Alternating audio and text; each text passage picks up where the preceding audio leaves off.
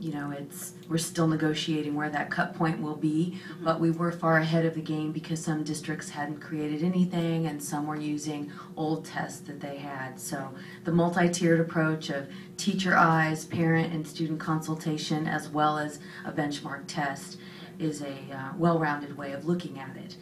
The cut point we'll have to discuss further. Right. So that would be the only change from what I submitted on the docket. And again, it's dated August 11th is the docket I just received, or the advisory from the state. So I want to compliment the assessment team that they pulled this together as quickly as they could for tonight's meeting, because they have been looking at which kids to reclassify, which was that first number that I gave you, that 4 for College Park, but it could be additional 20 depending on if we lower that number. But we hadn't seen the teachers till today for the first time. And they felt 350 was perfectly fine, that they passed Casey.